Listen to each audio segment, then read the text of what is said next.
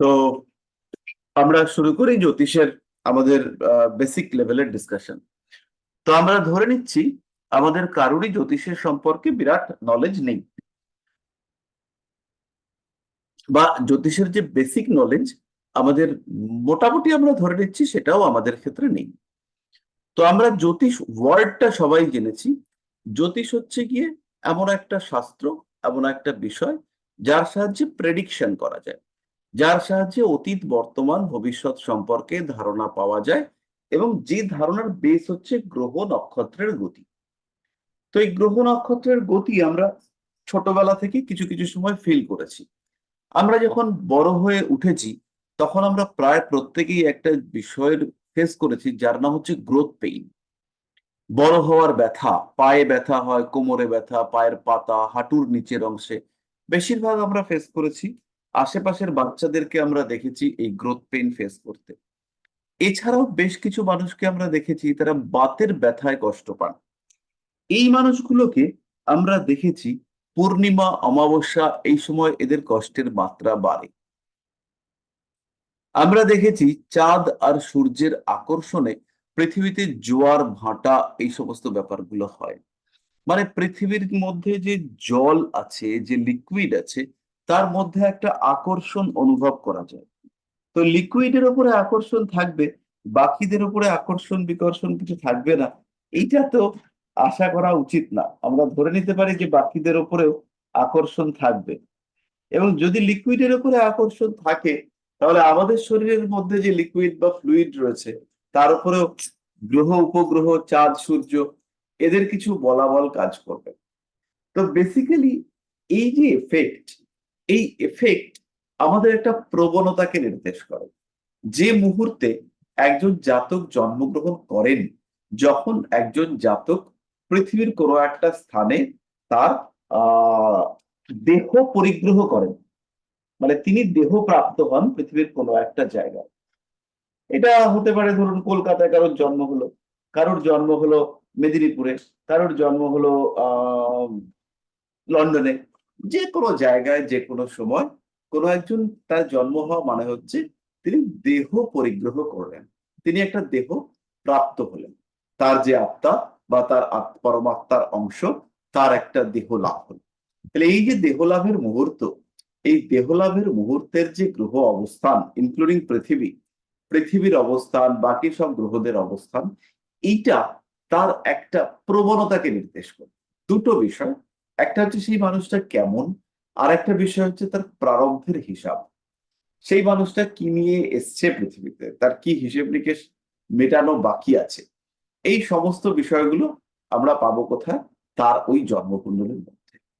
এবার সে সেই জন্মকুণ্ডলী নিয়ে আস্তে আস্তে বড় হয়ে উঠতে লাগলো।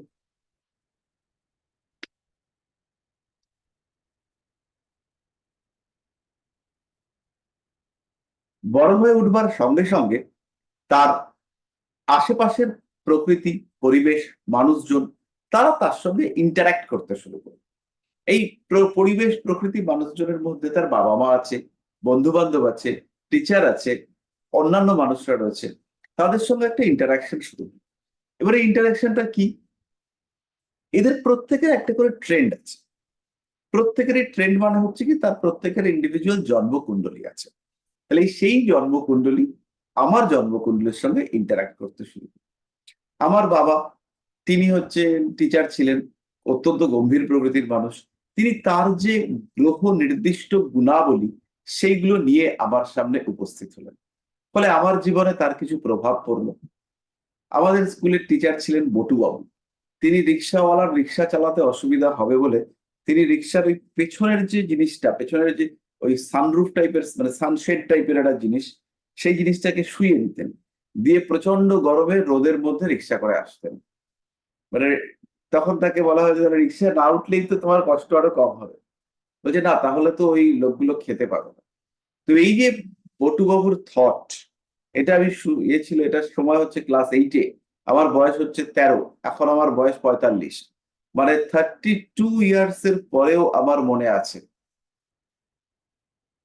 তো তখন আমরা হাসতাম, কিন্তু এখন আমরা হাসি না, এখন আমরা তাকে রেসপেক্ট করি।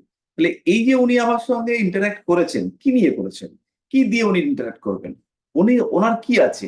ওনার আছে কতগুলো গ্রহ অবস্থান, যেগুলো আমার উপরে প্রভাব বিস্তার করেছে। তাহলে আমার নিজের একটা ট্রেন্ড, আমার নিজের জন্মকুণ্ডলী, সেই জন্মকুণ্ডলীতে কিছু ঘটনার নির্দেশ আছে। এই ঘটনার নির্দেশ কারা করেছে? গ্রহরা করেছে। কিভাবে করেছে সেটা আমরা আরেকটু পরে শিখব। এই গ্রহরা হচ্ছে গিয়ে ঘটনার নির্দেশ করেছে, এবং সেই ঘটনার কাল নির্দেশ সেইটা করেছে গ্রহদের দশা। যারা আমাদের এই যে অ্যাস্ট্রোলজি, জ্যোতিষ, হিন্দু এই অ্যাস্ট্রোলজি, এটা মূলত হিন্দু অ্যাস্ট্রোলজি হিসেবে ট্রিটেড হয়। এরা পুনর্জন্মবাদ বিশ্বাস করে, যে জন্ম বা আত্মার মৃত্যু হয় না, আত্মার cycle of birth and death, death and birth, এটা চলতে থাকে। ফলে একজন মানুষের একটা দশা কমপ্লিট হলো, সেইখান থেকে যে দশা থামলো, সেখান থেকে পরমাত্মা আরেকটা শরীর ধারণ করবে, আরেকটা জায়গায় এমন শরীর ধারণ করবে যেখানে সেই বাকি দশাটা সে ভোগ করতে পারবে। এইগুলো সমস্তই ধারণা। আমরা জানি না মৃত্যুর পরে কি হয়, আমরা ভাবতে পারি। তাহলে এই যে দশা এবং তার সঙ্গে গ্রহ অবস্থান, যে আমরা বলি কারোর একজনের লগ্নে শনি আছে, লগ্নে শনি থাকলে এই শনিটা শনির দশায় একটু বেশি ফল দেবে, বা শনির অন্তর্দশায় একটু বেশি ফল দেবে। তাহলে এই যে ফল দেওয়ার সময়কাল, এই সময়কাল এটা ঠিক করে দিচ্ছে আমার কুণ্ডলী আর আমার দশা। এইটা আমি পার্সোনালাইজড, আমি এইটুকু আমি। কিন্তু আমার সঙ্গে রয়েছে কি? আমার সঙ্গে রয়েছে আমার সারা পৃথিবী, আমার আশেপাশের মানুষজন, আর কি রয়েছে, আর আমার জন্মের সময় আমাকে জন্ম দিয়ে গ্রহগুলো কাজ বন্ধ করে দেয়নি, তারা মহা আনন্দে ঘুরে বেড়াচ্ছে। এবার এরা যখন ঘুরছে, আমার যে গ্রহ অবস্থান, যেমন বৃহস্পতি 12 বছর পর পর একই জায়গায় আসে, মানে এক পাক খেতে বৃহস্পতির 12 বছর লাগে। তাহলে আমার জন্মের সময় বৃহস্পতি যেখানে ছিল, আমার যখন 48 বছর বয়স, সেই বৃহস্পতিটার উপর দিয়ে বৃহস্পতিটা যাবে। তাহলে এমনি সময় বৃহস্পতির যা অবস্থা, আমার বৃহস্পতির উপর দিয়ে যখন বৃহস্পতি যাচ্ছে, তখন তো আমার বৃহস্পতিটা তাগড়াই হবে। তাহলে এটাকে বলে গোচর। গোচরে গ্রহদের উপরে গ্রহদের প্রভাব পড়ে। এর ফলে আমাদের যে ঘটনাগুলোর প্রাবল্য, যে শনির দশায় এই লোকটার একটা চোট পড়বে, কিন্তু যখন শনির দশা চলছে, তখন দেখা গেল সেই সময় লগ্নের উপরে বৃহস্পতি বসে আছে। তাহলে চোট তো পড়লো, কিন্তু কিসের চোট পড়লো? বালিশের চোট পড়লো। লোকটার সঙ্গে বিরাট অ্যাক্সিডেন্ট হলো। কার সাথে অ্যাক্সিডেন্ট হলো? বালিশের সাথে। লোকটা দেখলো, রে বাবা, আমি তো বালিশে পড়ে গেছি, কি সাংঘাতিক ব্যাপার, মানে বিরাট বেঁচে গেলাম। দেবগুরু বৃহস্পতি বাঁচিয়ে দিলেন। তাহলে এই যে ঘটনাটা ঘটলো, এই ঘটনাটাকে কারা নিয়ন্ত্রণ করবে? এখানে তিনজন নিয়ন্ত্রণ করবে। একটা হচ্ছে আমার জন্মকুণ্ডলী, যে বলেছিল যে এই লোকটা পড়বে। 2 নম্বর হচ্ছে দশা, সে বলেছিল এই লোকটা এই সময় পড়বে। আর 3 নম্বর হচ্ছে, যেটা হচ্ছে গোচর, সেইটা বললো পড়বে তো পড়বে, কিন্তু কতটা পড়বে সেইটা বলে দিল গোচর। তাহলে এই তিনজনের উপর ডিপেন্ড করে গ্রহদের সাপেক্ষে ফল বলার যে বিদ্যা, তার নাম হচ্ছে জ্যোতিষ। জ্যোতিষ আর অ্যাস্ট্রোলজি, এই দুটো শব্দের মধ্যে একটা বেসিক ফান্ডামেন্টাল ডিফারেন্স আছে। জ্যোতিষ শব্দটা হচ্ছে জ্যোতি এবং ঈশ। ঈশ, এস, এস শব্দটার থেকে ঈশ শব্দটা আর কি বেশি অ্যাপ্রোপ্রিয়েট। ঈশ মানে হচ্ছে ঈশ্বর, আর জ্যোতি মানে হচ্ছে লাইট।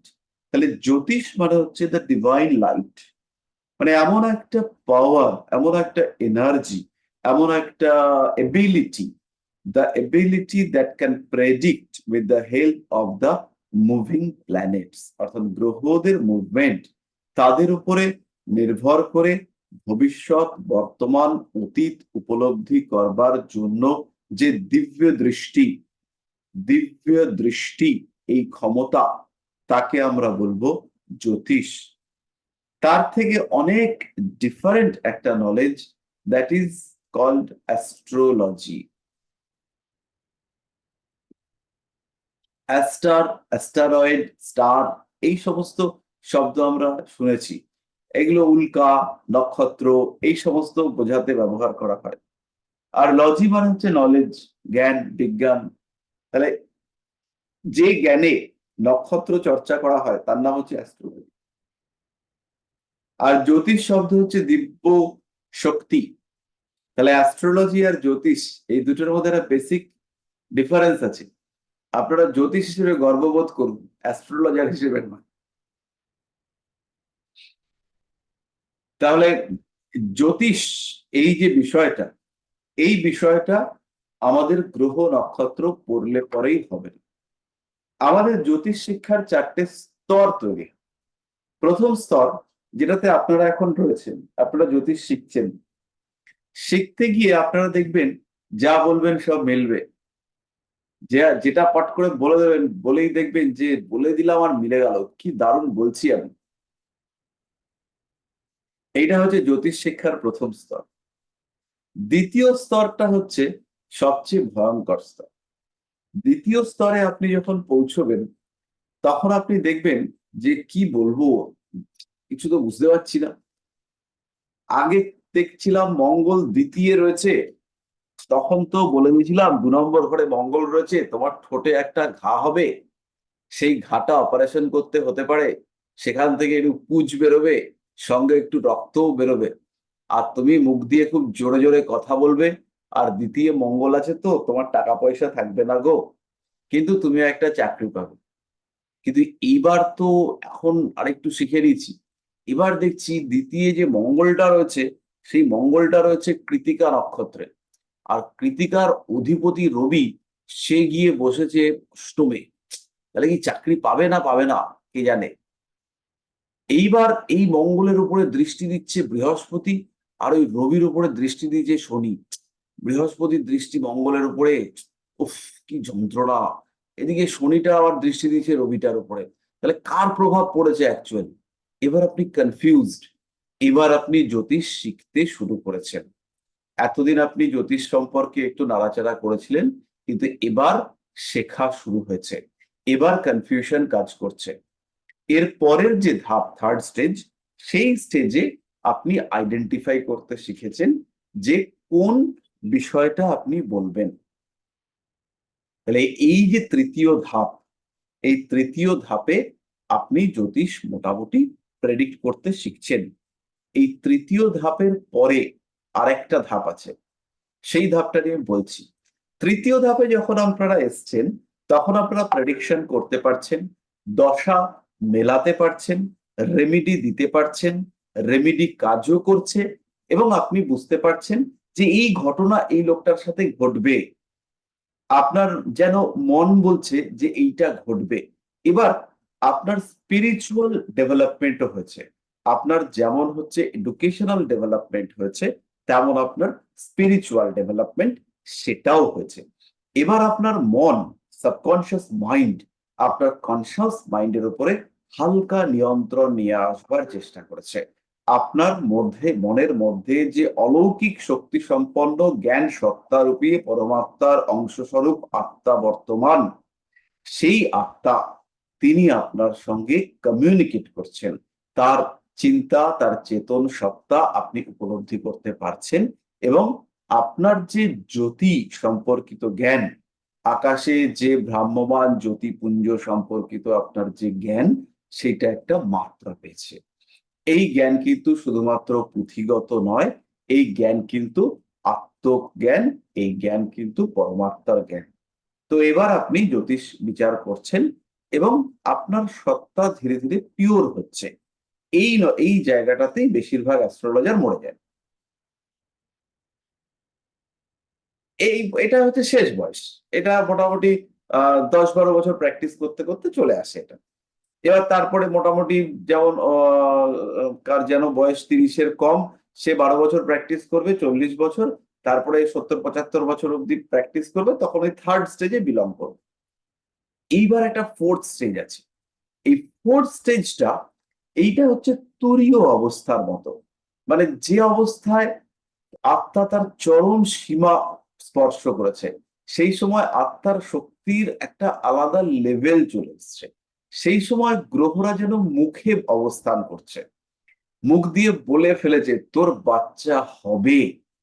এবার গ্রহরা, পঞ্চমে রাহু রয়েছে, চতুর্থে শনি বসে রয়েছে, পঞ্চমপতি নিচস্থ হয়ে রয়েছে, সপ্তাংশ কুণ্ডলিতে লগ্নপতি নিচস্থ হয়ে রয়েছে, তাতেও গ্রহরা এদিক ওদিক হয়ে যেন আকাশ থেকে উল্কাপাত হয়ে গ্রহদের শক্তি পরিবর্তিত হয়ে এমন একটা সিচুয়েশন ক্রিয়েটেড হয়েছে, সেই সময় গর্ভে বাচ্চা চলে এসছে। কারণ কি? কারণ হচ্ছে গিয়ে গৌরাঙ্গ বাবু বলে দিচ্ছে, এবং গৌরাঙ্গ বাবু যেটা বলবে গ্রহরা তাদের ক্ষেত্র পরিবর্তন করে সেটাকে সত্যি করবে।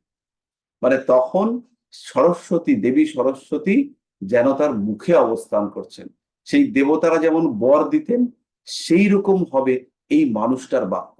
এবং এই মানুষটা যেটা বলবে, মুখ দিয়ে যেটা বলবে, what ever he will speak, that will be astrology, that will be জ্যোতিষ। অর্থাৎ তার মুখ দিয়ে যে শব্দ বেরিয়েছে সেই শব্দ অমোঘ, সেই শব্দ সত্য, সেটা হবে। তো এটা চতুর্থ পর্যায়ে, এইটা যখন পৌঁছবে তখন আমরা এরকম চাইলেই আকাশে উড়ে যাব। মানে তখন আমরা কালজয়ী হয়ে পড়বো, এবং সেই একটা অবস্থা, যে অবস্থা আমরা সেইভাবে অ্যাচিভ করতে পারবো। তো আমাদের আজকের চর্চার ফার্স্ট পার্ট কমপ্লিট হলো। কেমন লাগছে বলুন? খুবই ভালো স্যার। এই ওভারঅল কনসেপ্টটা আপনার আগের ভিডিওতে কিছুটা শুনেছিলাম, বাট এবার পুরো ক্লিয়ার এবং খুবই ভালো লাগলো। মানে এই যে স্টেজেস গুলো, এগুলোর সম্বন্ধে কনসেপ্ট হওয়াটা খুব জরুরি। তো এইবার জ্যোতিষ, এই ব্যাপারটা নিয়ে, এই জ্যোতিষ কবে থেকে শুরু হয়েছে এই ব্যাপারটা নিয়ে খুব কনফিউশন আছে। যেমন হচ্ছে গিয়ে বলা হয় রামায়ণ মহাভারত এগুলো হচ্ছে আর্য যুগের মহাকাব্য। রামায়ণ পুরনো, আর মহাভারত হচ্ছে গিয়ে আধুনিক, মানে তুলনামূলক আধুনিক। এবার এখানকার গল্পগুলোর সঙ্গে আর্যদের জীবনযাত্রার মিল পাওয়া যায় না।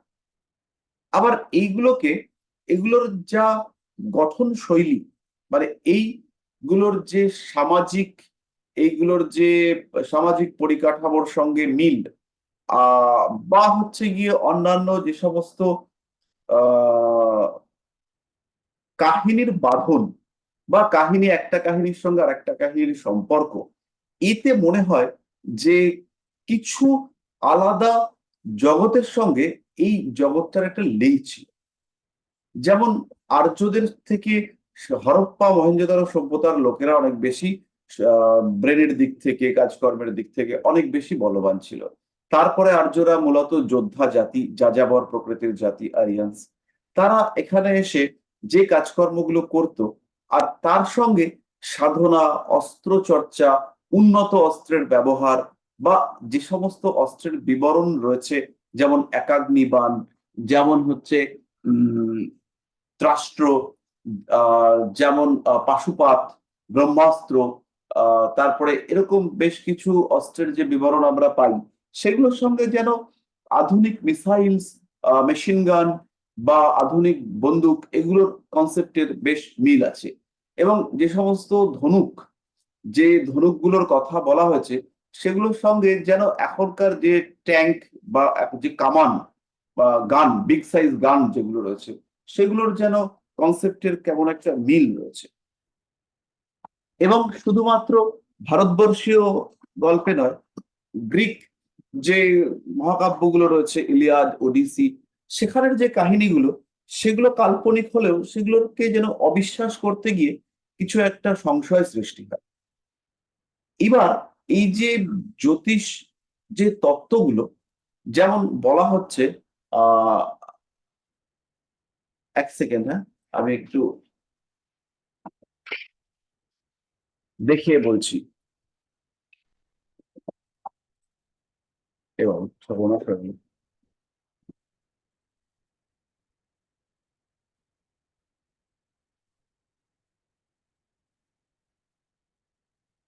তো বলছে কমল দলন কাল, একটা ছুঁচের সাহায্যে একটা কমল, মানে পদ্মের একটা পাপড়িকে দলন করতে, ছিদ্র করতে যে সময় লাগবে, সেই সময়ের রেসপেক্টে কাল গণনা করা হচ্ছে। আমি যদি এখানে বার করতে পারি দেখছি, আদারওয়াইজ অন্য বই থেকে আমি বার করে হিসেবটা দিচ্ছি।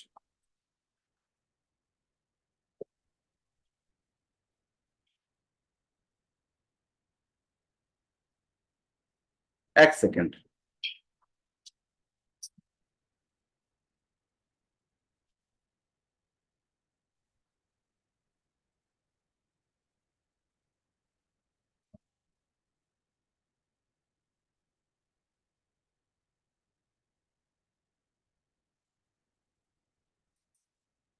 তো বলা হয়েছে যে আমাদের যে উত্তর মেরু এবং আমাদের যে দক্ষিণ মেরু, সেখানে 6 মাস দিন থাকে আর 6 মাস রাত্রি থাকে। তাহলে যখন উত্তর মেরুতে দিন হয় তখন দক্ষিণ মেরুতে রাত্রি হয়, আর যখন দক্ষিণ মেরুতে দিন হয় তখন উত্তর মেরুতে রাত্রি। তো বলা হচ্ছে উত্তর দিকটা হচ্ছে দেবতাদের থাকার জায়গা, আর দক্ষিণ দিকটা হচ্ছে রাক্ষসদের থাকবার জায়গা।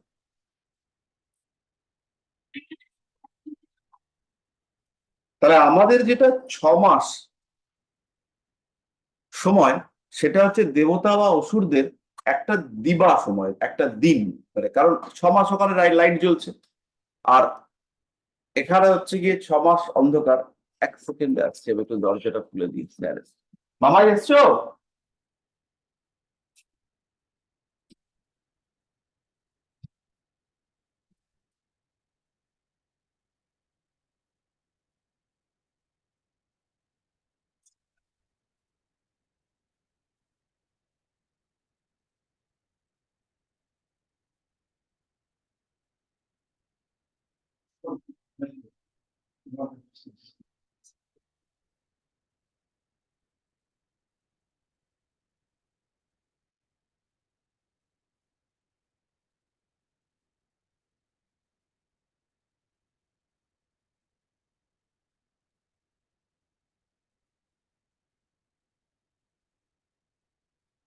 তাহলে আমাদের যেটা 1 বছর 360 দিন অ্যাপ্রক্সিমেটলি, সেটা হচ্ছে দেবতাদের ক্ষেত্রে একদিন, মানে এক বেলা, একটা দিবা, একটা রাত্রি। 6 মাস দিন, 6 মাস রাত। তাহলে ওদের ক্ষেত্রে ওটা হচ্ছে একটা দিব্য দিন। তাহলে ওদের ক্ষেত্রে সে তারপরে হচ্ছে কি একটা দিব্য বছর। তাহলে দেবতাদের যে এক দিব্য বছর, সেটা হচ্ছে আমাদের 360 বছরের সমান। এবার এইরকম হিসেবে এই কনসেপ্টের ওপরে বেস করে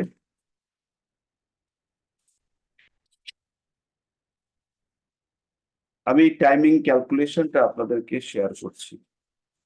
খুঁজেও পাই না।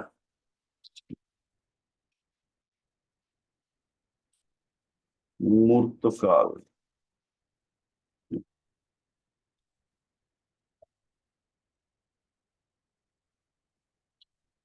তাহলে এইরকম দেবতাদের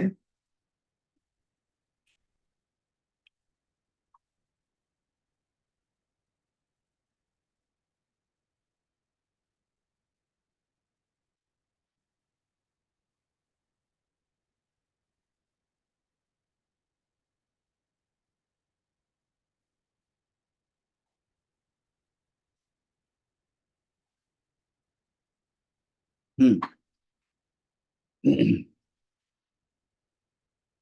তাহলে 360 সৌরবর্ষ, সেটা হচ্ছে গিয়ে এক দিব্য বর্ষ। এবার 4,32,000, 4,32,000 বছর হচ্ছে গিয়ে এক কলিযুগ। কলিযুগের ডাবল সেইটা হচ্ছে দ্রাপর যুগ। সেটা হচ্ছে 86,40,86,04,000, না, 8,64,000, 8,64,000 বছর। তো এরকম করতে করতে সত্যযুগের মান হচ্ছে গিয়ে 17,28,000 বছর। এবার একটা মহাযুগ বা একটা চতুর্যুগ, সেইটার পরিমাণ হচ্ছে গিয়ে 43,20,000 সৌর বছর। এই যে মহাযুগ বা চতুর্যুগ যেটা হলো, এরকম 71টা মহাযুগ হচ্ছে এক মনু। মানে আমাদের যিনি মনু আছেন, ব্রহ্মার পুত্র মনু, তার ক্ষেত্রে এক মনু, সেটা হচ্ছে গিয়ে বা এক মন্বন্তর, সেটা হচ্ছে 71টা মহাযুগ, মানে 71টা চতুর্যুগের সমান। এরকম 14টা মনু এবং 15টা সন্ধি, 14টা মনু আর তার 15টা সন্ধি, এক একটা সন্ধি হচ্ছে সত্যযুগের সমান। এইটা হচ্ছে ব্রহ্মার একদিন। তাহলে ব্রহ্মার একদিন আর ব্রহ্মার এক রাত্রি, এই দুটো মিলে হচ্ছে গিয়ে ব্রহ্মার একটা অহোরাত্র। এই ব্রহ্মার এক অহোরাত্র এইরকম ভাবে 360খানা অহোরাত্র মিলে হচ্ছে ব্রহ্মার এক বছর। আর ব্রহ্মাজি বাঁচবেন, তিনি হচ্ছেন 100 বছর বাঁচবেন। তাহলে এই যে বছরের ক্যালকুলেশন, তাহলে এই বছরের ক্যালকুলেশনে এক ব্রহ্মার একদিন হচ্ছে আমাদের 864 বছর। 864 বছরে হচ্ছে ব্রহ্মাজির একদিন। এরকম 360 দিনে হচ্ছে ওনার এক বছর, আর 100 বছর উনি বাঁচবেন। এটার নাম হচ্ছে গিয়ে এক ব্রহ্ম আয়ু। তাহলে এই যে ক্যালকুলেশন, এবং এই ক্যালকুলেশনের সঙ্গে ম্যাচ করে গ্রহদের পরিভ্রমণ কাল, এই সমস্ত বিষয়গুলো কেমন যেন অসত্য বলে মানতে কেমন একটা লাগে। তো এই ক্যালকুলেশন অনুযায়ী এখন 51 নম্বর ব্রহ্মা চলছেন। তাহলে না, 51 নম্বর মনু চলছে এখন, ব্রহ্মা যেটা চলছিল সেটাই চলছে।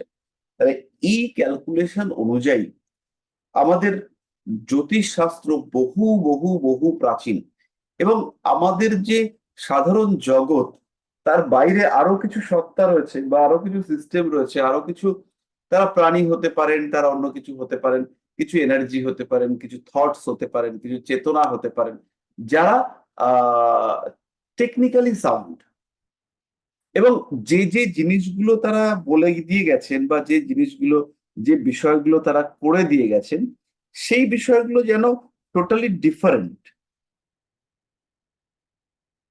মানে অন্যান্য বিষয়ের থেকে আলাদা। যেমন দ্রোণাচার্য হচ্ছে ইতিহাসের প্রথম টেস্ট টিউব বেবি। একটা কলসির মধ্যে, একটা কলসিতে দ্রোণাচার্যের জন্ম হয়েছিল। আহ তো এরকম আমরা হচ্ছে গিয়ে পেয়েছি। তারপরে কার্তিক, কার্তিকের 6টা মাথা, কারণ 6টা মাথা হচ্ছে গিয়ে 6জন ঋষির শুক্রাণুতে কার্তিকের জন্ম, তাই তার হচ্ছে গিয়ে 6টা মাথা, তার নাম হচ্ছে সরানন।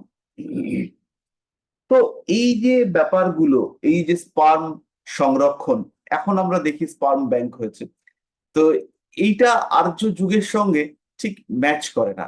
আবার স্পার্ম সংরক্ষণ যে করাটা ইম্পসিবল নয়, সেটা বর্তমানে এসে আমরা দেখতে পাচ্ছি। তারা যে সমস্ত টার্গেটেড মিসাইলস এর কথা বলেছিলেন, একাগ্নি বাণ কর্ণের কাছে ছিল, তো সে এখন আমরা দেখতে পাচ্ছি টার্গেটেড মিসাইলস আছে। এবং ওই সময় তারা সেই একাগ্নি বাণের কথা বলে গিয়েছিলেন। তারা যে সমস্ত ওষুধপত্রের কথা বলেছিলেন, বা যে সমস্ত মন্ত্র, যে সমস্ত শব্দকে নিয়ে তারা কাজ করেছিলেন, আমরা এখন দেখতে পাচ্ছি সেই শব্দগুলোর যে ভাইব্রেশন ক্রিয়েট করে, সেগুলো আমাদের ব্রেনের জন্য অনেক বেশি সুদিং, সেগুলো আমাদের ব্রেনকে এনার্জাইজ করতে পারে। তো এটা কখনোই ভাবা উচিত নয় যে এই শব্দগুলো কোনো, মানে মনে মনে হেলায় তৈরি হয়ে গেছে। ওম, এই উচ্চারণ, এটা হেলায় তৈরি হয়েছে, এইটা ভাবার কোনো কারণ নেই। যথেষ্ট যথেষ্ট দিব্য গবেষণার ফলে এই উচ্চারণ, এই শব্দগুলো তৈরি হয়েছে।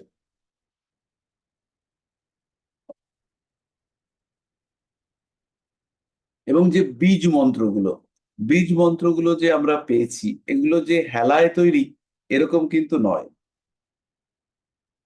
তো আমাদের শরীরের অ্যানাটমি ফিজিওলজি সম্পর্কে তাদের যথেষ্ট জ্ঞান ছিল। তাহলে বেদিক যুগে বা বেদিক কালচারের যারা মানুষ ছিলেন, তাদের সঙ্গে ঠিক ব্যাপারটা ম্যাচ করে না। তো এইখানে জ্যোতিষ কবে থেকে সূত্রপাত হয়েছে বা জ্যোতিষের শুরু কবে, এইটা বলাটা রিয়েলি টাফ। মোটামুটি বলা যেতে পারে যে অ্যাপ্রক্সিমেটলি 10,000 বছর আগে থেকে জ্যোতিষের চর্চা শুরু হয়। মোটামুটি এই চর্চা অগ্রসর হতে থাকে এবং মুঘল নয়, অ্যাকচুয়ালি সুলতান আমলের মাঝামাঝি সময় থেকে জ্যোতিষ চর্চা মারাত্মকভাবে বাধাপ্রাপ্ত হয়। জ্যোতিষ চর্চার উপরে প্রচুর বিভিন্ন ধরনের বাধা নিষেধ ইত্যাদি আসতে থাকে এবং সেই সময় জ্যোতিষ চর্চা খুব ডিস্টার্ব হয়। তার পরবর্তী সময় আবার বিদেশি ইংরেজরা আসবার পরে তার পরবর্তী যুগে আবার জ্যোতিষশাস্ত্র বেশ খানিকটা তার ক্ষেত্র খুঁজে পায়। মাঝখানে আর্যভট্ট, বরাহমিহির, মকরন্দ, ভাস্করাচার্য, এদের হাতে জ্যোতিষশাস্ত্র আবার একটা লেভেল অ্যাচিভ করতে পারে। কিন্তু আর্যভট্ট বা বরাহমিহির যা করেছিলেন সেটা যে তাদের মানে নিজস্ব মৌলিক গবেষণা, এটা কিন্তু পরিষ্কারভাবে বোঝা যায় যে সেটা তাদের মৌলিক গবেষণা নয়। তারা কিছু অনুসিদ্ধান্ত থেকে শুরু করেছিলেন। তারা সূর্যের গতি বা অন্যান্য গ্রহ গতি, এগুলো তারা আগে থেকেই জানতেন, কিন্তু কেন এই গতি বা কিভাবে এই গতি এসছে, কিভাবে প্রভাব বিস্তার করে, তা সম্পর্কে তারা কিছু বলেননি। এবং এটাতে খুবই পরিষ্কার যে এই মানুষগুলো আগে থেকেই জানতেন যে এরা এই গ্রহগুলো এইভাবে পরিভ্রমণ করে বা এদের গ্রহ গতি এগুলো এই রকম।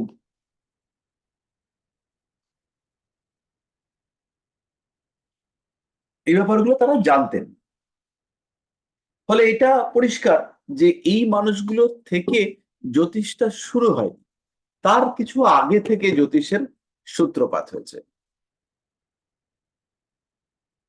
তাহলে মোটামুটি আমরা ব্যাপারটা বুঝতে পারলাম জ্যোতিষ কিভাবে শুরু হয়েছে। পরবর্তীকালে এই মুহূর্তে আমরা যে জ্যোতিষ চর্চা করি, এখানে অনেক কিছু মিলেমিশে গিয়েছে। এখানে কেবলমাত্র যে বৈদিক জ্যোতিষ আমরা চর্চা করি তা কিন্তু নয়। বৈদিক জ্যোতিষের মধ্যে এত জটিলতা নেই। বৈদিক জ্যোতিষ এত গোচর বা অন্যান্য সাবজেক্টের উপর ডিপেন্ডেন্ট নয়, অনেক সিম্পল বৈদিক জ্যোতিষ। তার সঙ্গে আমরা কখনো সাবলর্ড ইউজ করি, কখনো আমরা নক্ষত্র ইউজ করি, নক্ষত্রের গুণাবলী খুঁজে বার করবার চেষ্টা করি। এই সমস্ত করে টোরে আমরা একটা জায়গা তৈরি করবার চেষ্টা করি। তো এবার এই জ্যোতিষ চর্চার ক্ষেত্রে আমাদের 4টে নির্দেশক আছে, যে নির্দেশকগুলোকে দাঁড় করিয়ে আমরা প্রেডিক্ট করি। তাহলে কি কি এই নির্দেশকগুলি? একদম সিম্পল, গ্রহ, রাশি, ভাব, নক্ষত্র। তাহলে গ্রহ, রাশি, ভাব, নক্ষত্র, এদের প্রত্যেকের ইন্ডিভিজুয়াল ক্যারেক্টারিস্টিক্স আছে, এদের প্রত্যেকের তত্ত্ব আছে, এদের প্রত্যেকের আলাদা শক্তি রয়েছে, শক্তির প্রকাশ করবার পদ্ধতির বিভিন্নতা রয়েছে, এদের আলাদা ভাব রয়েছে, এদের চেতনা রয়েছে। প্রত্যেকে আলাদা আলাদা অঙ্গ নির্দেশ করে, প্রত্যেকে আলাদা আলাদা ভাবনা নির্দেশ করে, প্রত্যেকেই ডিফারেন্ট। তাহলে এই যে গ্রহ 9টা রয়েছে বা 12টা রাশি রয়েছে বা 12টা ভাব রয়েছে, এদের প্রত্যেকের ক্যারেক্টারিস্টিক্স গুলো শেখাটাই হচ্ছে আমাদের এই 3 বছরের জার্নির লক্ষ্য। আমরা জ্যোতিষ শিখতে এসে এদের ক্যারেক্টারিস্টিক্স গুলোকে উপলব্ধি করব। আপনাদের না কিছু পড়তে হবে, না কিছু মুখস্থ করতে হবে, কিচ্ছু করতে হবে না।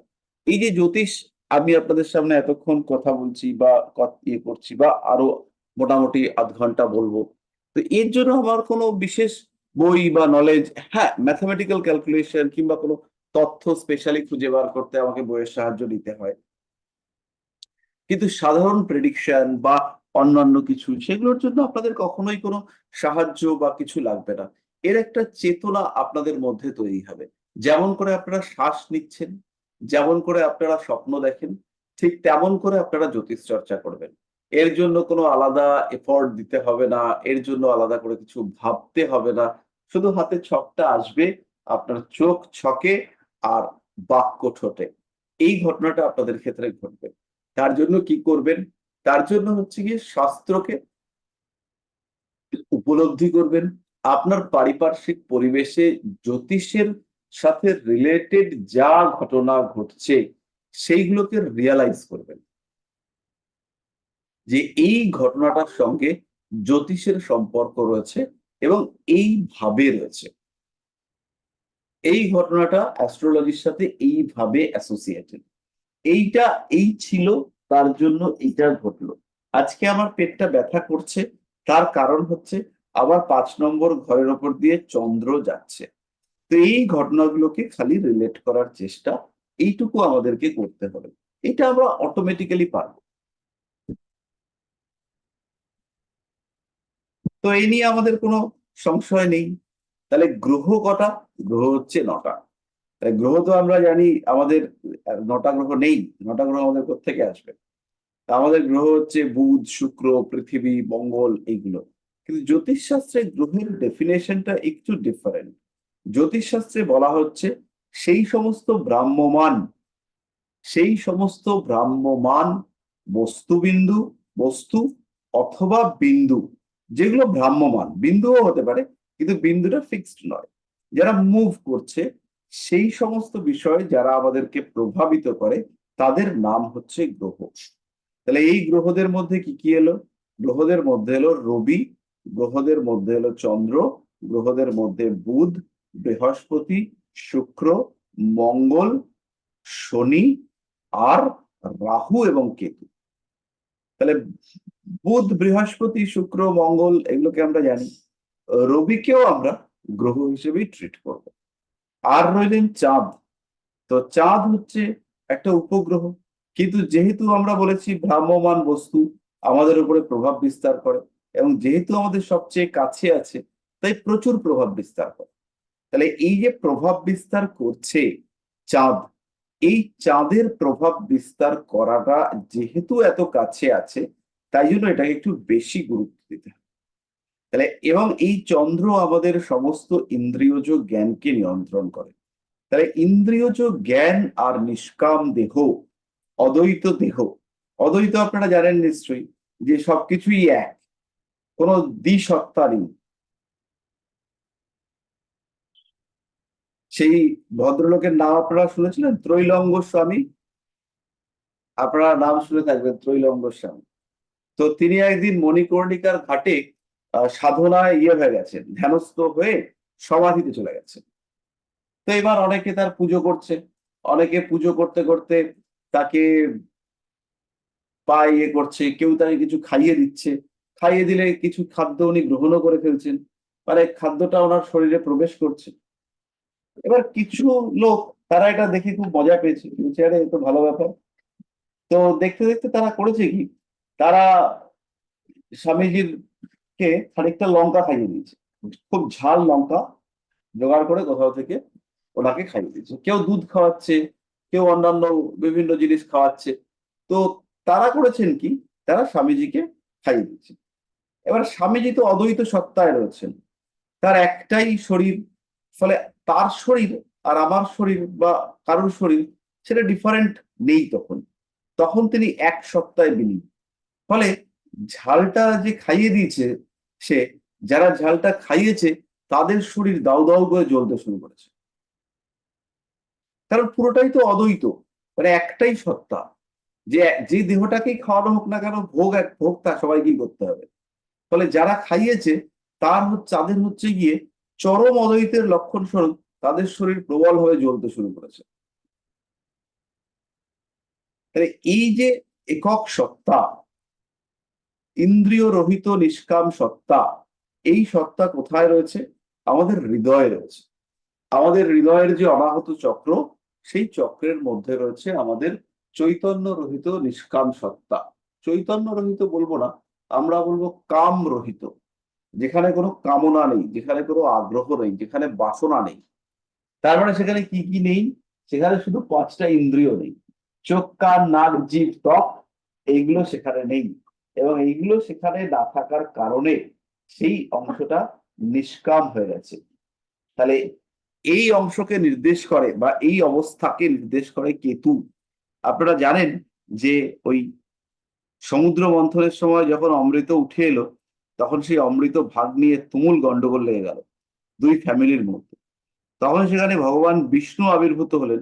আবির্ভূত হয়ে বললেন, তোমরা গন্ডগোল করো না, সব ভাগ বাটোয়ারা আমি করে দিচ্ছি, তোমরা শুধু বসে বসে খাও।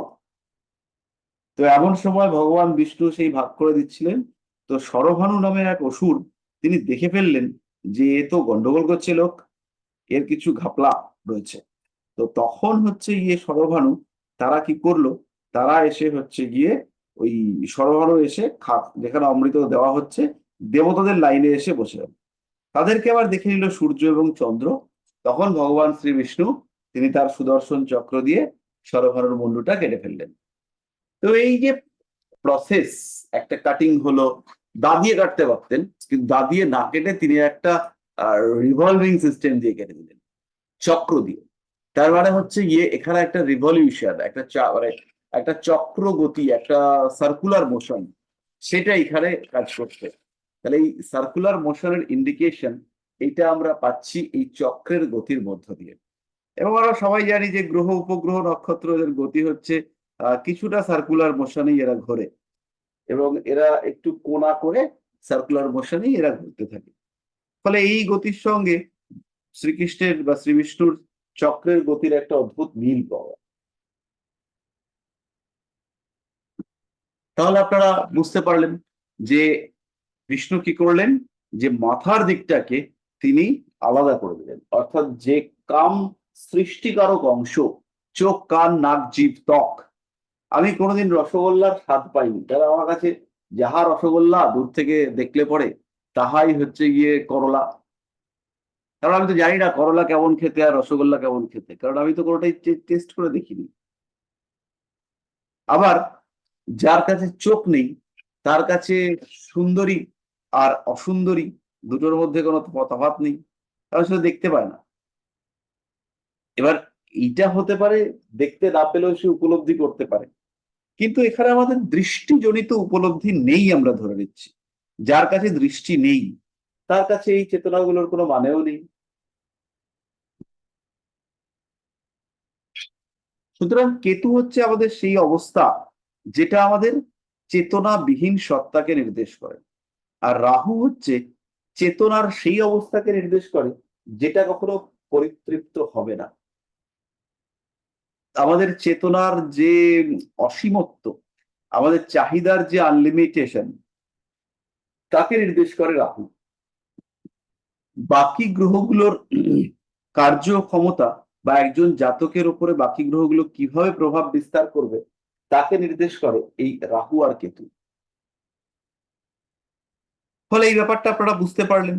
এরপরে বাকি গ্রহগুলো, তার মধ্যে প্রথমেই রয়েছে রবি। সে হচ্ছে ইগো, সে হচ্ছে আত্মা, সে হচ্ছে বস, সে হচ্ছে সুপ্রিম কমান্ডার, সে হচ্ছে রাজা, সে হচ্ছে লর্ড, সে ভূস্বামী, সে জমিদার, সে নিয়ন্ত্রক, সে শ্রেষ্ঠ, সে মহান, সেই সবকিছুকে নিয়ন্ত্রণ করবে, সে হচ্ছে রবি। সে কারোর কথা শুনবে না, সে হচ্ছে দ্য বস। তারপরে রয়েছে চন্দ্র। চন্দ্র অনেক সফট, চন্দ্র মনের কারক গ্রহ। চন্দ্র রোমান্টিক, চন্দ্র সুন্দর, চন্দ্রের সঙ্গে অ্যাটাচমেন্ট খুব ভালো তৈরি হয়, চন্দ্রের সঙ্গে মানুষের সম্পর্ক ভালো হয়, চন্দ্র কথা বলতে পারে, চন্দ্র গুছিয়ে লিখতে পারে, চন্দ্র ইমোশনাল, তাই প্রেম করতে পারে, ভীষণ রোমান্টিক চন্দ্র। চন্দ্রের মধ্যে রয়েছে সমস্ত রকম লিকুইডকে কন্ট্রোল করবার ক্ষমতা, চন্দ্রের মধ্যে রয়েছে সবকিছুকে অ্যাকসেপ্ট করবার ক্ষমতা, চন্দ্রের মধ্যে রয়েছে মানুষকে পরিবর্তন করার ক্ষমতা, এবং চন্দ্রের মধ্যে রয়েছে প্রচুর অ্যাকসেপ্ট করবার ক্ষমতা, অ্যাডজাস্ট করবার ক্ষমতা। কারণ চন্দ্র হচ্ছে জল, যে পাত্রে পড়বে সেই পাত্রের আকার ধারণ করবে। এইটা আপনারা শুনেছেন যে জল যে জায়গায় পড়ে সেই জায়গার আকার ধারণ করে। তাহলে চন্দ্রের এই সমস্ত অসাধারণ গুণগুলো রয়েছে। তাহলে চন্দ্র খুব সহজেই অন্যদের থেকে ডিফারেন্ট। এরপরেই হচ্ছে আমাদের রাগ, জেদ, তেজ, এরা, এদের কারক গ্রহ হচ্ছে মঙ্গল। পরিশ্রম করবার ক্ষমতা, লড়াই করবার ক্ষমতা, রাগ, জেদ, তেজ, এগুলো সবই হচ্ছে গিয়ে মঙ্গলের হাতে। আগুন যত রকম জায়গায় রয়েছে, যেখানে যত তেজ রয়েছে, স্পার্ক রয়েছে, বিদ্যুৎ পুঞ্জ সমপ্রভম, সেইখানে হচ্ছে গিয়ে মঙ্গলের ইম্প্যাক্ট আমরা দেখতে পাবো। তারপরেই আমরা চলে আসব বুধ। সে ক্রিয়েটিভ, সে পরিকল্পনা করতে পারে, সে ভীষণ চিন্তাশীল, সে দ্রুত শিখতে পারে। তার মধ্যে রয়েছে শ্যামল সত্তা, অর্থাৎ নতুন হওয়ার টেন্ডেন্সি। সেই বুধের মধ্যেই রয়েছে যে কোনো জিনিসের মধ্যে কিছু একটা বুদ্ধির টাচ ক্রিয়েট করবার ক্ষমতা। বুধের মধ্যে রয়েছে নতুনত্ব সৃষ্টি করবার ক্ষমতা। বুধের মধ্যে রয়েছে শিশুকালের যে সমস্ত স্মৃতি, সেগুলোকে রোমন্থন করবার ইচ্ছা। বুধ সে চির নতুন, বুধের মধ্যে রয়েছে চাইল্ডিশ বিহেভিয়ার,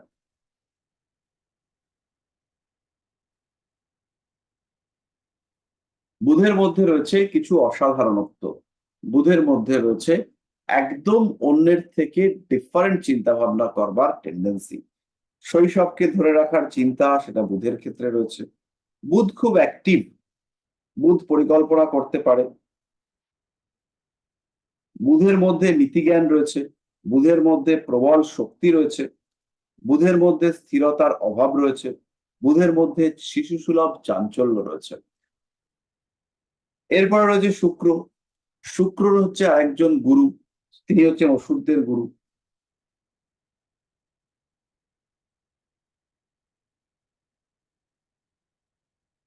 অসুররা তারা যখন কেড়ে কুড়ে নিয়ে আসে, তখন যারা যুদ্ধে হেরে যায়, মারা যায়, শুক্রাচার্য মৃত সঞ্জীবনী বিদ্যা লাগিয়ে তাদেরকে বাঁচিয়ে তোলেন। এই মহান ক্ষমতার অধিকারী তিনি হচ্ছেন শুক্রাচার্য, তার মধ্যে এই এবিলিটি রয়েছে, যে কোনো কিছুর পারফেকশনে তিনি পৌঁছতে পারেন। শিল্প, বিনোদন, এই সমস্ত একদম আলটিমেট লেভেল, সেইটা শুক্রাচার্যের কাছে রয়েছে। তিনি বাকি সবকিছুর ঊর্ধ্বে, বাকি কেউ কিচ্ছু দিচ্ছে না, তিনি দিলেই সবকিছু হয়ে যাবে। তার কাছেই পাওয়ার রয়েছে, তার কাছে রয়েছে মৃত সঞ্জীবনী, তার কাছে রয়েছে চরম শক্তি। তো এই বিরাট ক্ষমতা সেইটা রয়েছে শুক্রাচার্যের কাছে।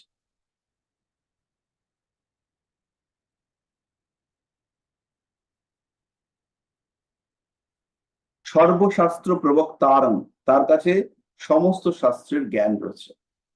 এরপরে দেবগুরু বৃহস্পতি, শুক্রের মধ্যে রয়েছে প্রসাধন, শুক্রের মধ্যে রয়েছে গ্ল্যামার, শুক্রের মধ্যে রয়েছে সাজসজ্জা, শুক্রের মধ্যে রয়েছে যে কোনো জিনিসকে প্রেজেন্টেবল করে তোলা, শুক্রের মধ্যে সম্মোহন রয়েছে, আর শুক্রের মধ্যে রয়েছে রেমেডি, চিকিৎসা, প্রতিকার, সবকিছুকে সারিয়ে তোলার দৈব ক্ষমতা, হিলিং পাওয়ার, ছুঁয়ে দিলাম সব ঠিক হয়ে গেল।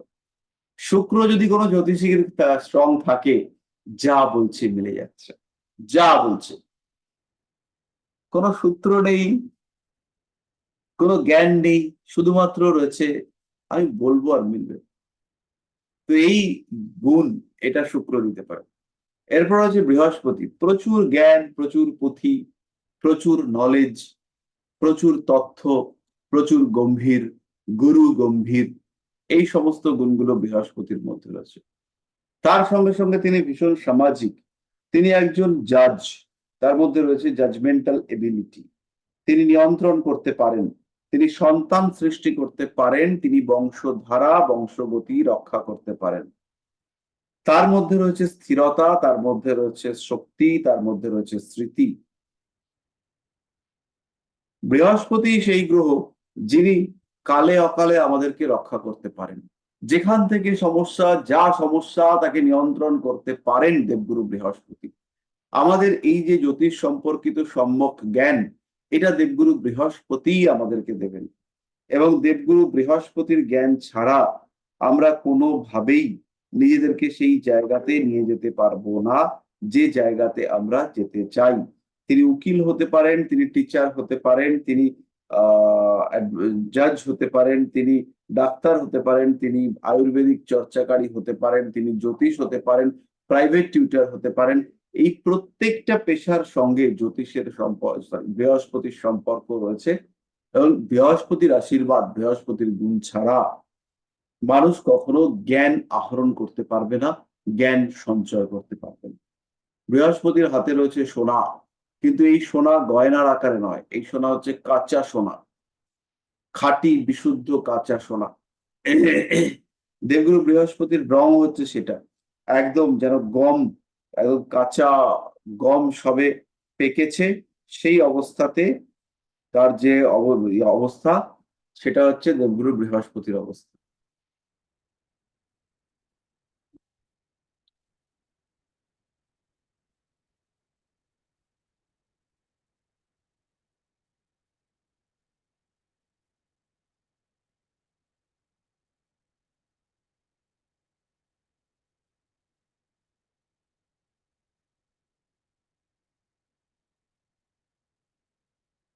বৃহস্পতি অর্থ দিতে পারেন, বৃহস্পতি সম্পদ দিতে পারেন, বৃহস্পতি পৌরোহিত্য দিতে পারেন, তিনি আমাদের শরীরে পুষ্টি দিতে পারেন, তিনি আমাদের শরীরকে বড় করে তুলতে পারেন, তিনি আমাদের শরীরের চালিকা শক্তি, তিনি পুষ্টি গ্রহণ করবার মালিক, তিনি শিক্ষক, তিনি গুরু, তিনি হচ্ছেন সমস্ত যজ্ঞের প্রধান পুরোহিত, তিনি হোতা, তিনি মহাশক্তিধর, তিনি জলের কারক গ্রহ, তিনি জল সংক্রান্ত সমস্ত বস্তু তার কারক গ্রহ, তিনি রসের কারক গ্রহ।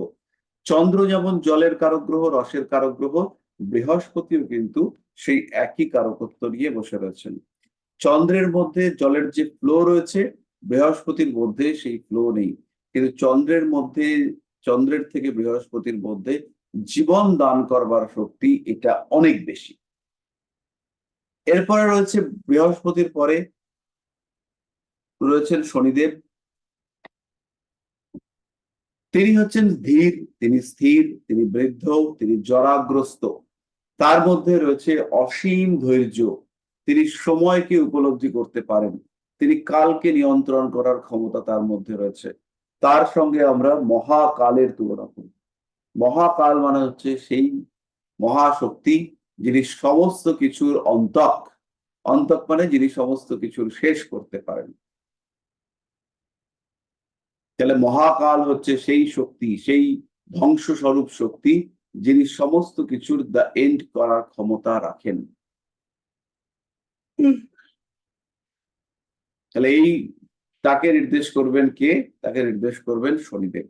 শনিদেবের মধ্যেই রয়েছে সেই শক্তি যার মাধ্যমে তিনি সমস্ত কিছুকে নিয়ন্ত্রণ করতে পারবেন। সমস্ত কিছুর চালিকা শক্তি সেটা শনির মধ্যে রয়েছে। তো বিরাট শক্তির আধার হচ্ছেন শনি, এবং শনি স্লো, শনি ধীর, শনি বিলম্বিত, শনি আস্তে আস্তে কোনো কাজ করে দেবে, এই সমস্ত কিছু থাকা সত্ত্বেও শনি আমাদের দুঃখ, কষ্ট, পীড়া, বাস্তবতা, কঠোরতা তার প্রতীক শনি। যত ব্যথা, যন্ত্রণা, কষ্ট, লেবার, পরিশ্রম সমস্ত কিছুর কারক গ্রহ তিনি হচ্ছেন শনি। আমাদের জীবনের যে কোনো সময় যখন অন্ত চলে আসে, জীবন যখন শেষের দিকে চলে আসে, তখন শনি আমাদের পাপকে নিয়ন্ত্রণের দিকে এগিয়ে নিয়ে যান। আমাদের জীবনে 22.5 বছর পর পর 7.5 বছর করে শনির একটা ফেজ আসে, তার নাম হচ্ছে 7.5। তো এই যে 7.5, এই সময় শনি অ্যাক্টিভ হয়ে পড়েন এবং তিনি আমাদের যা পাপ, যা ভোগ, সেইগুলোকে নিয়ন্ত্রণ করে আবার আমাদেরকে ঠিকঠাক জীবনের দিকে এগিয়ে নিয়ে যাওয়ার চেষ্টা করেন। এবং এর কারণেই 7.5 আমাদের জন্য প্রবল কষ্টদায়ক হয়ে দাঁড়ায়। আমরা সহ্য করতে পারি না 7.5 প্রকোপ, 7.5 ধাক্কা, 7.5 আঘাত। কারণ আমাদের যে বিলাসিতা, আমাদের যে উগ্র জীবনধারা, তাকে বন্ধ করে দিয়ে শনিদেব একটা সাত্ত্বিকতার পথে নিয়ে আসতে বাধ্য করেন। শনিদেব বলেন তোকে নিরামিষ খেতেই হবে। তো জাতক বলছে আমি খাবোই না, আমার টাকা আছে আমি খাবো না। শনিদেব বলবে টাকার গরম দেখাচ্ছিস, যা তোর টাকাটা কমিয়ে দিলাম, খাবি না মানে তোর মাছ কেনার পয়সাই থাকবে না। তুই ভাবছিস বাজারে গিয়ে ভেটকি মাছ খাবো, বাজারে যাবি পয়সা থাকবে না। তো এই শক্তি শনির কাছে আছে, এবং সত্যি সত্যি জাতককে দরকার হলে শনি এমন অবস্থায় নিয়ে আসবেন যে সেই স্তরে, সেই ক্ষেত্রে জাতকের মাছ কিনে খাওয়ার পয়সা থাকবে না, জাতকের চাল কিনে ভাত খাওয়ার পয়সা থাকবে না। তাহলে শনির কথা বা শনির নির্দেশ যদি জাতক না মানে, সেই ক্ষেত্রে জাতককে এই দিন দেখতে হবে, এবং এই দিন দেখা থেকে জাতকের কোনো মুক্তি নেই।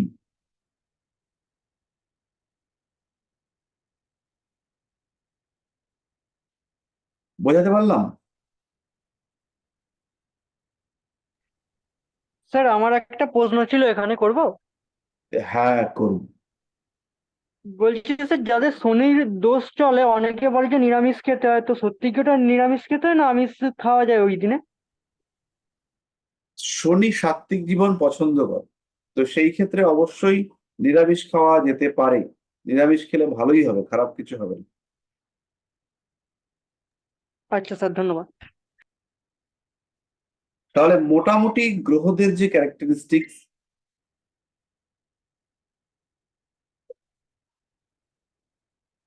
সেটা আমরা মোটামুটি বুঝতে পারলাম। গ্রহরা কিভাবে আমাদের জীবনে প্রভাব বিস্তার করে, কোন গ্রহ আমাদেরকে কিভাবে নিয়ন্ত্রণ করে। তো এইবার যে ঘটনাটা হচ্ছে, এবার আমরা চলে আসি আমাদের কিছু হিসেব নিকেশের কথায়।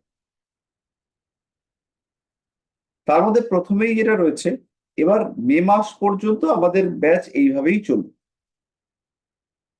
মে মাসে আমি আপনাদেরকে চেষ্টা করব মোটামুটি ওই বেসিক জিনিসগুলো শিখিয়ে দেওয়া। বেসিক জিনিসগুলো বলতে যেগুলো আমরা আজকে শিখলাম কিছুটা, এরপরে আমরা আজকে গ্রহদের দৃষ্টি শিখব। তো যারা হচ্ছে গিয়ে রেগুলার পেমেন্ট করার স্কিমে ভর্তি হয়েছেন, কেউ কেউ একবারে পেমেন্ট করে দিয়েছেন এবং কেউ কেউ মাসিক পেমেন্ট করার পরিকল্পনা নিয়েছেন।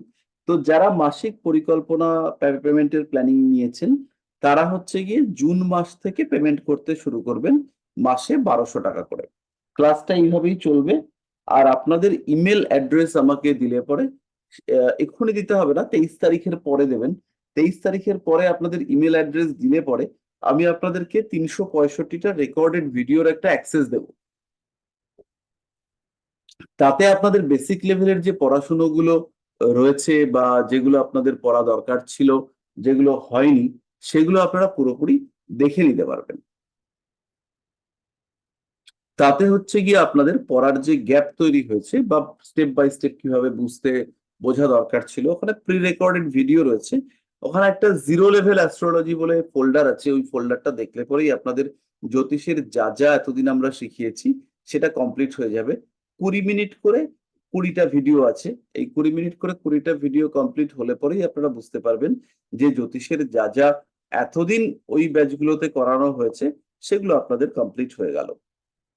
আর আমাদের বুধবারের ব্যাচটাই চলবে, কারণ বাকি তো আমরা সেভাবে এগোতে পারছি না, আমাদের অক্ষমতা। আর ইতিমধ্যে আমরা একটা প্ল্যান করেছি, সেটা হচ্ছে অফলাইন ব্যাচ আমরা স্টার্ট করব। আমি পড়াবো না, অন্যান্য টিচাররা পড়াবেন। তাদেরকে নিয়ে আর কি একটা একটা নয়, অ্যাকচুয়ালি দুটো অফলাইন ব্যাচের পরিকল্পনা করা হয়েছে। তাহলে আপনারা হচ্ছে গিয়ে জুন মাস থেকে যারা একবারে পেমেন্ট করে দিয়েছেন অনেকেই আছেন, তাদের কথা নয়, যারা হচ্ছে গিয়ে ওই মান্থলি পেমেন্টের স্কিমে রয়েছেন, তারা হচ্ছে গিয়ে জুন মাস থেকে পেমেন্ট করবেন। আচ্ছা, আর যদি আপনাদের কোনো সংশয় বা কোনো ডিস্টারবেন্স থাকে, সেই ক্ষেত্রে আমাকে কালকে একটু জানাবেন। তাহলে কিভাবে কি করা যেতে পারে বা অন্য কোনো অপশনে আমরা যেতে পারি কিনা, সেগুলো চিন্তা ভাবনা করে নিতে হবে। আর এইবার হচ্ছে কি আমাদের, আবার আমরা একটু পড়াশোনাতে ফিরে যাব। এই যে গ্রহরা কোথায় রয়েছে, সেই জায়গাটার উপরে বেস করে তাদের ফল আমরা ক্যালকুলেট করি। তো প্রত্যেকটা গ্রহ কোথায় যেখানেই থাকুক না কেন, তার কতগুলি ক্ষেত্রে দৃষ্টি পড়বে। তো এই ক্ষেত্রে গ্রহ দৃষ্টি যেমন হয়, ঠিক তেমন ভাবে রাশি দৃষ্টিও হয়। তো রাশি দৃষ্টি আমরা ক্যালকুলেশনের মধ্যে আনি না, আমরা গ্রহ দৃষ্টিটার উপরে বেস করেই ক্যালকুলেশন করি। তো গ্রহরা যে ঘরটাতে বসে থাকে, সেই ঘরের ঠিক উল্টো দিকের ঘরটাতে প্রভাব বিস্তার করে। মানে যে ঘরটাতে গ্রহরা বসবে, তার ঠিক উল্টো দিকের ঘরটাতে গ্রহদের দৃষ্টি পড়বে। এই দৃষ্টির নাম হচ্ছে সপ্তম দৃষ্টি। সমস্ত গ্রহের ক্ষেত্রেই এই সপ্তম দৃষ্টি দেখতে পাওয়া যায়। যেমন রবি যদি মেষ রাশিতে বসে, তাহলে তার উল্টো দিকের রাশিটা হচ্ছে তুলা। তাহলে রবির দৃষ্টি তুলা রাশির উপরে পড়বে এবং অবশ্যই পড়বে, পূর্ণ দৃষ্টি তুলা রাশির উপরে পড়বে। আবার যদি কোনো একটা গ্রহ, সে হচ্ছে গিয়ে উম মঙ্গল, বৃহস্পতি, শনি এই ধরনের গ্রহ হয়, এদের পূর্ণ দৃষ্টি সপ্তমে থাকার সঙ্গে সঙ্গে আরো কিছু ঘরে এদের পূর্ণ দৃষ্টি দেখতে পাওয়া যায়। যেমন হচ্ছে বৃহস্পতি ম্যাসিভ প্ল্যানেট। ম্যাসিভ প্ল্যানেট হওয়ার কারণে মোটামুটি পুরো রাশিচক্রের উপরেই এর একটা প্রভাব দেখতে পাওয়া যায়। তো এই ক্ষেত্রে বৃহস্পতির দৃষ্টি পড়ে 5, 7, 9, অর্থাৎ যে ঘরটায় বসে আছে তার বিপরীত দিকের ঘরটাতে তো পড়বে এবং তার সঙ্গে সঙ্গে 5, 9 এই ঘরগুলোতেও পড়বে। তাহলে যে গ্রহের দৃষ্টি আমরা ক্যালকুলেট করছি, সেই গ্রহের অবস্থান আমাকে বুঝতে হবে এবং সেই অবস্থানের সাপেক্ষে কোথায় কোথায় তার দৃষ্টি পড়বে সেটাকে আইডেন্টিফাই করে আমরা বলতে পারবো যে এই ঘটনাটা এরকম ঘটবে। তাহলে মোটামুটি ব্যাপারটা পরিষ্কার হলো। ঠিক তেমনি ভাবে মঙ্গলের দৃষ্টি হচ্ছে 4, 7, 8, চতুর্থ, সপ্তম এবং অষ্টম দৃষ্টি মঙ্গলের ক্ষেত্রে আমরা দেখতে পাবো। শনির ক্ষেত্রেও একটু ডিফারেন্ট দৃষ্টি আমরা দেখতে পাবো, সেটা হচ্ছে 3, 7, 10। শনির দৃষ্টিটা একটু অড, 3, 7 আর 10 এই ঘরগুলোর উপরে শনিদেবের দৃষ্টি পড়বে। এবার এই ঘরগুলোর মধ্যে 3 আর 10 এরা মূলত কর্মার সঙ্গে রিলেটেড। পরিশ্রম, প্রচেষ্টা, কানেকশন, ভালো গুরু পেলো কিনা, এই সমস্ত বিষয়গুলোকে দেখবে হচ্ছে গিয়ে তৃতীয় ভাব। আর অষ্টম ভাব সে হচ্ছে গিয়ে মোক্ষকে নির্দেশ করবে। আমরা সবাই জানি যে 8 নম্বর ঘর হচ্ছে মৃত্যুর ঘর। তো কিছু কিছু মানুষ তারা সাধারণ, তারা মরে যান, আর কিছু কিছু মানুষ মরে যাওয়ার আগে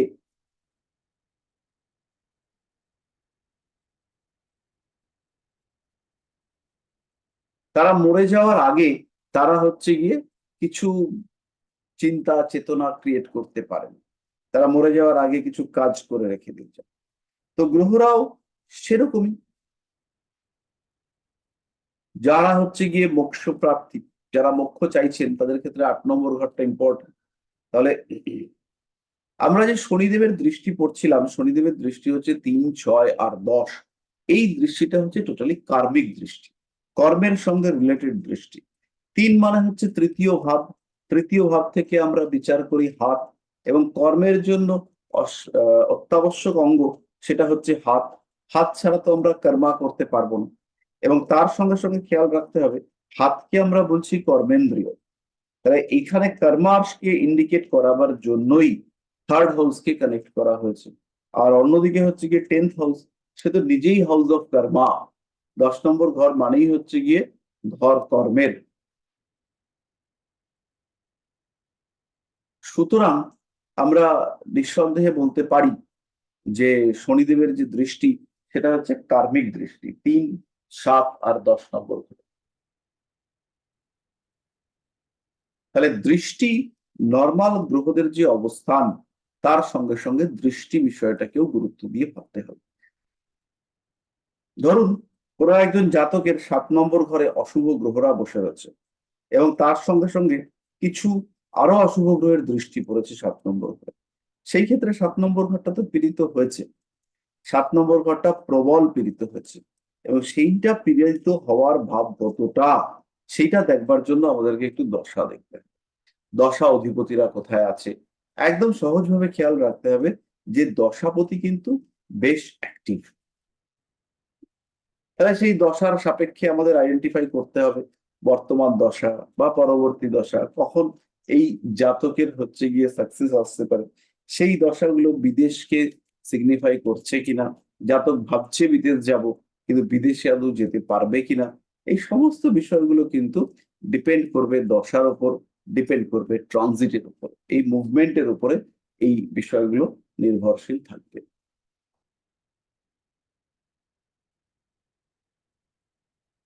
সুতরাং মোটামুটি দশা, গ্রহ এগুলো সম্পর্কে আমরা বুঝতে পেরেছি। এবার রাশিচক্র শুরু হচ্ছে মেষ রাশি থেকে।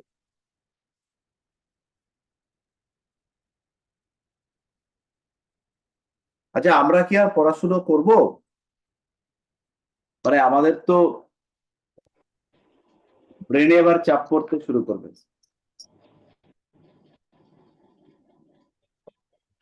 হ্যাঁ স্যার, ব্রেনে চাপ পড়ছে। ব্রেনে চাপ পড়তে শুরু করবে, আমি জানি কতটা হওয়ার পরে ব্রেনে চাপ পড়ছে। পড়ছে স্যার, আর মনে হচ্ছে নেওয়া যাচ্ছে না। না, এবার আস্তে আস্তে নামাটা আর যাবে না। যাই হোক, সেটা কোনো সমস্যা নেই। তাহলে এই যে গ্রহদের দৃষ্টি, এই দৃষ্টিটাও হচ্ছে প্রভাব। নর্মালি যেরকম গ্রহরা থাকে তেমনি গ্রহরা দৃষ্টি দিয়েও প্রভাব বিস্তার করে। তাহলে এই প্রভাবকে আমাদেরকে কাজে লাগাতে হবে প্রেডিকশনের সময়। যেমন একটা লোকের উপরে মঙ্গলের দৃষ্টি রয়েছে, আমরা বলবো যে তোমার কিন্তু ভাই মাথাটা গরমই থাকবে, তুমি যতই চেষ্টা করো মাথা ঠান্ডা রাখার, তোমার মাথাটা গরম হয়ে যাবে। আবার আমরা দেখলাম যে সেই লোকটার উপরে মঙ্গলের উপরে সঙ্গে বৃহস্পতিরও দৃষ্টি রয়েছে, তাহলে বলো মাথা তোমার গরম হলেও তুমি কন্ট্রোল করতে পারো, এবং তোমার মাথা গরম অবস্থাটাকে তুমি ভালো কাজের জন্য ব্যবহার করতে পারো। তুমি যে সবসময় খারাপ কাজ করবে তা একেবারেই নয়, তুমি ভালো কাজের ক্ষেত্রেও এটাকে ব্যবহার করতে পারো।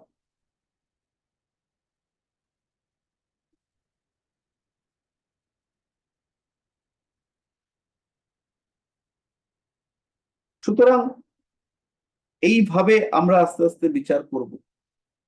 যাই হোক, আমরা আর আজকে বাড়াবো না। কেমন লাগলো আজকের ক্লাস সেটা একটু বলুন।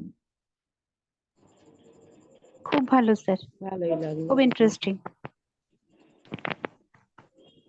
তো আশা করি এরকম কয়েকটা ক্লাস করলে পরেই আমরা আহ নিয়ে নিতে পারবো যে কি পড়া হচ্ছে। আর আমাদের এর পরের দিন যেদিন আমি ক্লাস করাবো সেদিন আমি ভাব সম্পর্কে কিছুটা আপনাদেরকে বোঝাবো। এবার অ্যাকচুয়ালি আমার মঙ্গল আর শুক্র ক্লাস থাকে। তো আজকে যার ক্লাস, যিনি ক্লাস করান আর কি, তো তিনি হচ্ছে গিয়ে আজকে নাকি অসুস্থ হয়ে পড়েছেন, মেডিকেল এমার্জেন্সির জন্য আজকের ক্লাসটা কালকে শিফট হয়েছে। এবার কালকে ক্লাসটা শিফট হওয়ার কারণে আমি আর কি একটু টাইম পেয়েছি। তো সেই জন্য আপনাদেরকে যতটুকু সম্ভব একটু ক্লাস করালাম। আর মোটামুটি মে মাসের মধ্যে বা জুন মাসের 1-2 সপ্তাহের মধ্যে আমরা আর দুটো ক্লাস হলে পরেই আমরা ওই জায়গাটাতে পৌঁছে যেতে পারবো, যে বেসিক জায়গাটা। আর তার সঙ্গে আপনারা আপনাদের মেল অ্যাড্রেস শেয়ার করবেন আমার সাথে, তাহলে পরে আমি আপনাদেরকে অ্যাক্সেস দিয়ে দেবো। সেই অ্যাক্সেসটা হচ্ছে 23 তারিখের পরে দেবো, কারণ 23 তারিখে যে আর কি কাজটা করে সে হচ্ছে গিয়ে 23 তারিখেই আসছে কলকাতায়।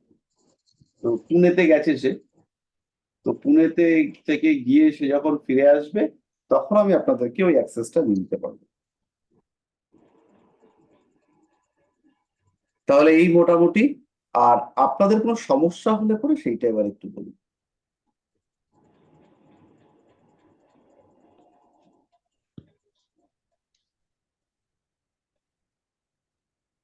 স্যার মেল আইডিটা কি আপনার পার্সোনাল হোয়াটসঅ্যাপ নম্বরে পাঠাবো? না, ওই গ্রুপে দিয়ে দেবেন। এখন দিতে আচ্ছা হবে না, স্যার। 23 তারিখের পরে দেবেন। হ্যাঁ হ্যাঁ হ্যাঁ। দিলে হ্যাঁ পরে স্যার। ও আপনাদের ওই অ্যাক্সেস যে লিস্ট আছে সেই লিস্টেও মেল আইডিটা অ্যাড করে। Thank you sir.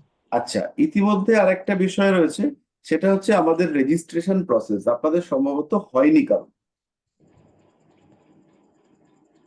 তো আপনারা এই যে টাকা পয়সা দিয়ে ভর্তি হয়েছেন, এর জন্য আপনাদেরকে যে রেজিস্ট্রেশন, অ্যাডমিশন প্রসিডিওর এইগুলো তো কমপ্লিট করতে হবে। তো রেজিস্ট্রেশন নাম্বার প্লাস হচ্ছে গিয়ে রেজিস্ট্রেশনের যে আদার ডিটেইলস, আপনাদের ভেরিফিকেশন প্রসেস যে আপনারা জ্যোতিষ শিখছেন, এগুলো সমস্তই আপনারা আমাদের ওয়েবসাইটে পাবেন।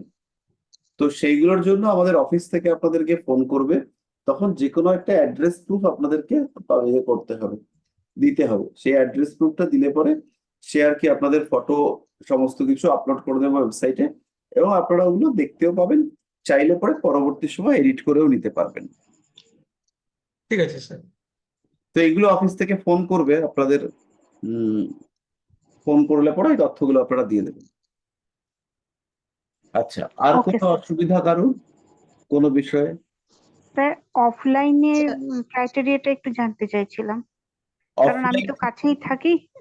যদি কোনো অফলাইনে রকম সমস্যা ক্লাসের হয়। ব্যাপারে যেটা হবে সেটা হচ্ছে একটা ওই কলকাতার মধ্যমগ্রাম, বারাসাত এইসব জায়গাতে একটা হবে, আর একটা হচ্ছে সাউথ কলকাতার দিকে হবে। এবার আমাদের যারা আপনাদের সিনিয়র রয়েছেন, আপনাদের আপনাদেরই মতো কিন্তু আর একটু বেশি দিন পড়াশোনা করেছেন, তাদেরকে নিয়ে 2 বা 3টে টিম ফরমেশন করা হবে, তারা ক্লাস করাবেন।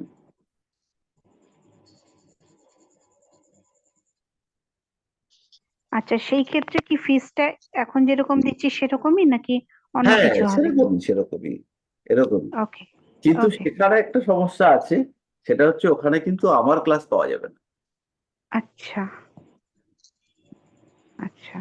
ফলে যারা হচ্ছে গিয়ে আমার কাছে ক্লাস করেছেন বা হুম হুম। করছেন, তাদের গিয়ে অন্য জায়গাতে জ্যোতিষ শেখাটা একটু কঠিন কঠিন লাগবে আর কি। হ্যাঁ।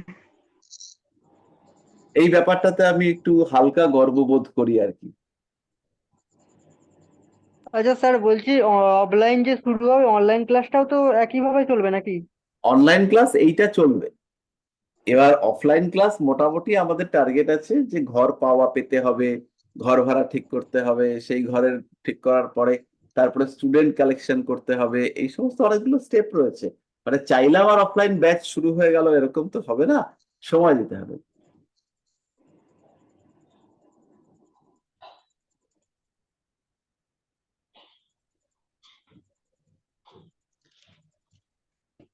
আচ্ছা, ব- আর কারোর কোনো সমস্যা? বলছি যে আমাদের পশ্চিমবাংলায় এই যে রাশিফল, হুম। পশ্চিমবাংলায় যে জন্ম, যে জাতক জাতিকার, এবার অন্য স্টেটে জন্ম হলে কি রাশিফল একই তো থাকবে? রাশিফল একই থাকবে।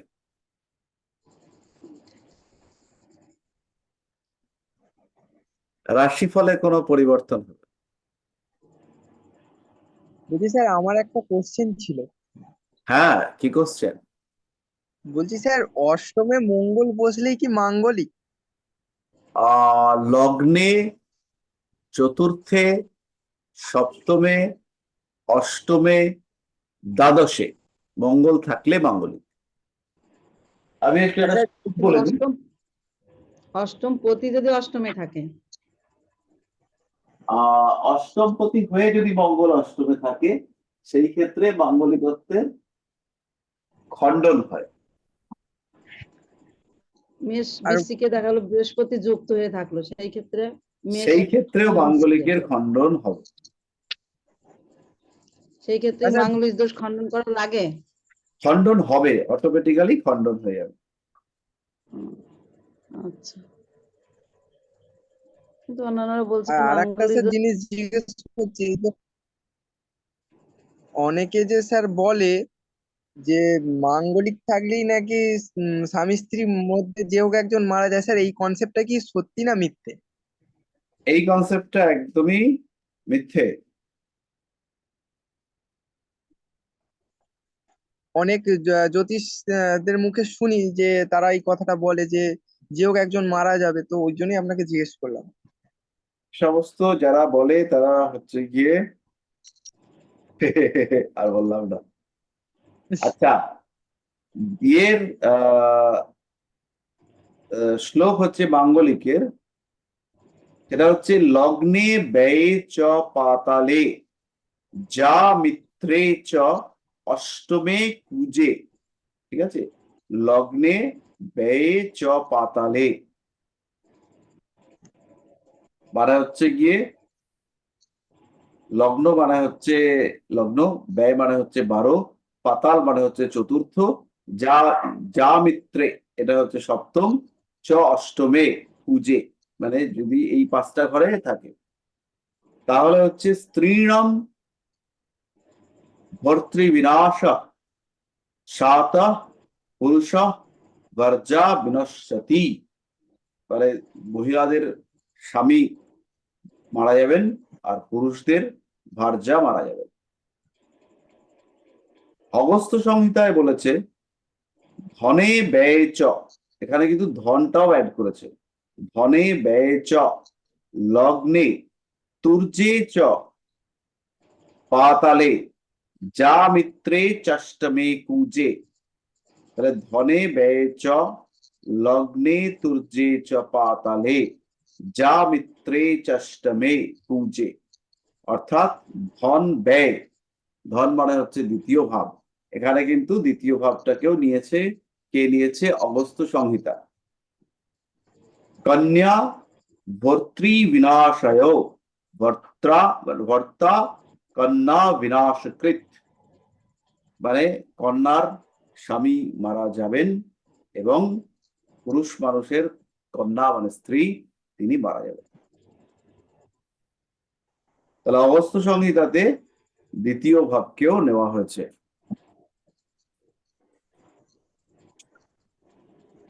বোঝা গেল? হ্যাঁ বলছি স্যার। স্যার এই দোষটা কি খণ্ডন করা যায় আদৌ?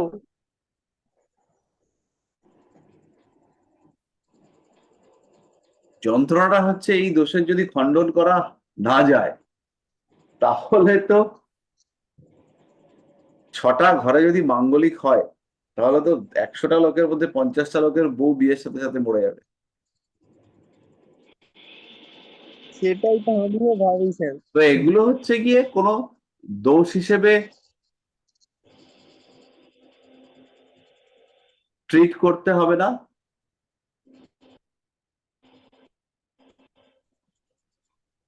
এই দোষগুলোকে কোনো দোষ হিসেবে ট্রিট করারই দরকার নেই।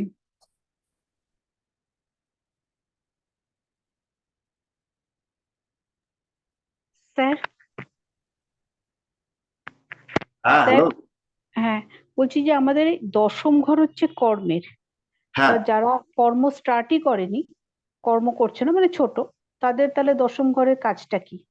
কেন কর্ম করবে না কেন? কর্ম তো সে করছে, পড়াশোনাটাই তার কর্ম। যে ধরুন মানে চাকরি করছে না, যার হ্যাঁ, পেশা যারা নেই, চাকরি করছে তার না। তার হচ্ছে গিয়ে কর্ম হচ্ছে গিয়ে তার পারিপার্শ্বিক কার্যাবলী, মানুষের সঙ্গে থাকা, গোছগাছ করা। আচ্ছা,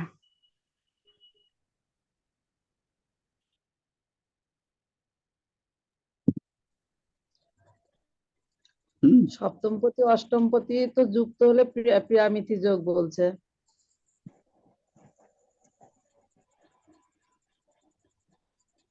সেই ক্ষেত্রে কি স্বামী বা স্ত্রী মৃত্যু হবে? তা না, মৃত্যু কেন হবে? মৃত্যু অনেক কঠিন ব্যাপার। মৃত্যুর জন্য তো আলাদা আলাদা সব যোগ তৈরি হতে হবে। চাইলেই কি দুম করে মরে যাবে নাকি?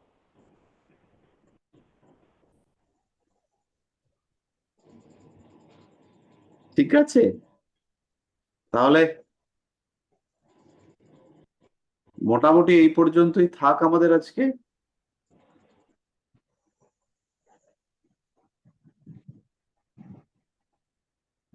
সবাই খুব ভালো থাকুন। স্যার শুভরাত্রি। ঠিক আছে। শুভরাত্রি। শুভরাত্রি স্যার। শুভরাত্রি। Thank you sir, bye thank bye. You.